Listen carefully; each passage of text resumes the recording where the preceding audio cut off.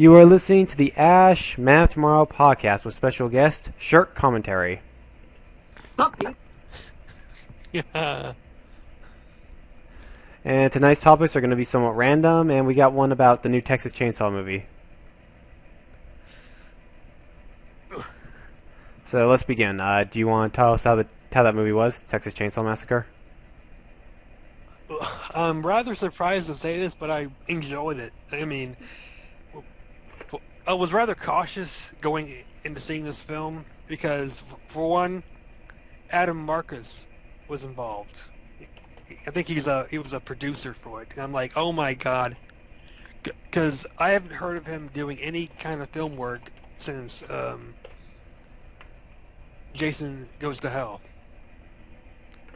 So I'm like, oh my god, if he's doing this, it's probably going to go down the crapper. And then I heard that it's going to be a direct tie-in to the original. I'm like going like, why are they going back to the old style? Because I mean, there's already been a reboot.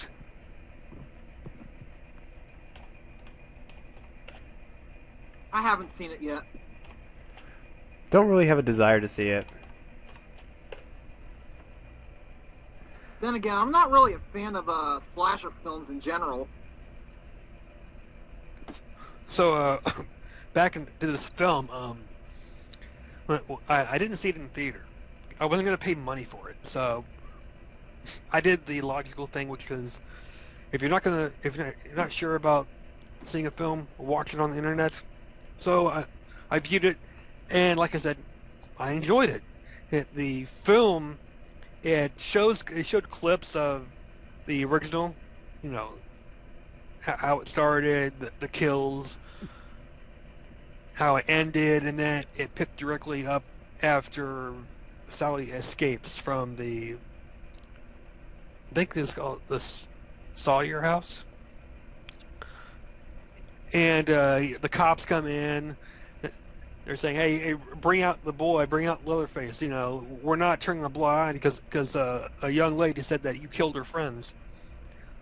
So some hillbillies are coming, not hillbillies, locals come in. And I'm going, why the hell are they involved here? Because they didn't do it. They weren't victims. This wasn't like Halloween 4, where the townspeople show up at the sheriff's station, and they're like, what's been going on in town here? And Dr. Loomis tells them what happened. And they're pissed, and they're like, we're taking this fucker out. Here it's like, they just show up, and they're like, you know, they throw a lead liquor bottle or whatever it was, and torch the place down. And then it fast forwards to a few decades later. It doesn't even say how long. And I'm doing this like, okay, you're introducing the characters, fine. We're getting to know them. You know, it's the same. It's the infant that was taken, so to speak, and raised by another family. And she has no idea she's adopted, and then her grandmother dies, who she never even knew, and it's like, you've inherited this house.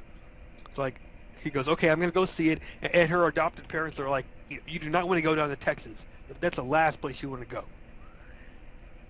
And she doesn't listen. She goes down there, and they go with the predictable, you know, reasons to kill off people. Like, they pick up a guy off the side of the road who is saying, I'm on my way to Oklahoma, my car's broke down. He hitches a ride with them. When they get to the house, the minute they go into town, he stays behind and tries to take all the shit in the house. You know, spoons, dishes, you name it. He's going to rip off the place. And bam, Leatherface gets him. Then the quote boyfriend of the lead female character, he's getting it on with her best friend, which is just enough reason to kill off the guy. Because then it's like, one, the guy's unfaithful. Two, he's sleeping around with her friend. So he ends up getting killed. She, ironically, the betrayer best friend character, she isn't killed by Leatherface. I mean, she's captured, and she's put in in that little storage freezer place, like from the original. And ironically, instead of being killed by her, it's a cop that goes in there investigating the house because there's a blood trail. The door is open. He goes in there to investigate, and the sheriff in the town is like, "Don't go in there, okay? Stay behind. Do the smart thing." He's trying to save his ass. He goes in there anyway, opens up the storage container, and just like in the original, the girl, flops forward, panicking, like, and the cop shoots her in the head by a freak accident. Like, he's shocked by her, just jolting out of there, pops her in the head, and he's like, oh shit, I just killed an innocent person. So he tries to make his way out of there, and bam, Leatherface gets him. So the real twister that I enjoyed with this is it pulled a role reversal here. Instead of it being the Sawyer family that's kidnapping people and killing people, it's not doing that exact same thing. It's one of the townspeople, that the son of a I guess a deputy, or I don't think it's no it's a deputy, but his father was involved with burning down the Sawyer home, and they found out that she's a direct relative of the family, so that they, oh no, she's just like them, so they want to take her out. They kidnap her. Leatherface ends up finding out that she's family to him, so he cuts her loose, and they kill off the two remaining people behind. I don't think they killed off everyone, but she ends up siding with him. She keeps the house, and they leave it open for a sequel. It was a rather interesting twist, in my opinion. It's different. I mean, you don't see the heroine or the final girl, as slashers like to say, becoming a villain and being spared by the killer. So that was rather interesting. I wouldn't mind seeing another film continuing on. Let's see. The last movie I saw was what was the last thing I saw? Oh, it was The Hobbit. Same here. Yeah, that was the last one I saw before, and I actually saw that film in theaters. You know what I do want to see though? Zero Dark 30. Oh, the Bin Laden thing? Yeah, that looks good. That looks like a really good one. I'm not entirely sure I would actually see that, because I mean, we already know how it ends, Yeah, Bin Laden got shot in the head and dumped in the sea to be fed by the sharks. There you go. That's my plot.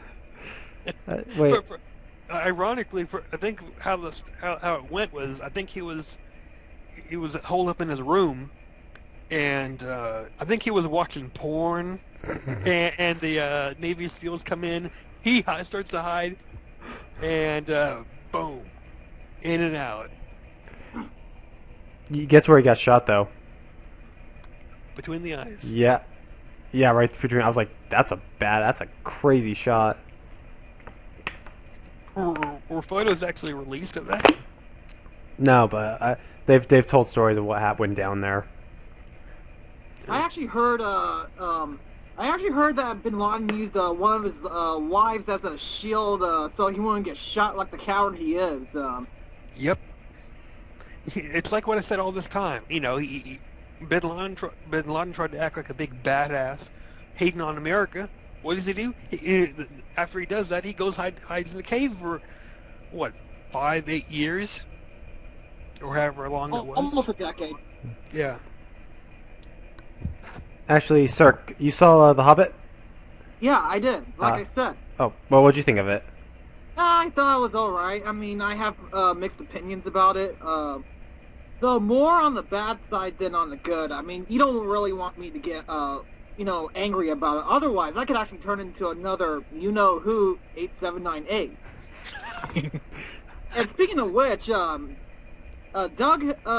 if you're watching this podcast, which I hope you're not, if you're gonna make a fucking rant on me, you better fucking do it really fast, okay? Because and I'm gonna be responding to that fucking video as soon as you upload it onto your channel.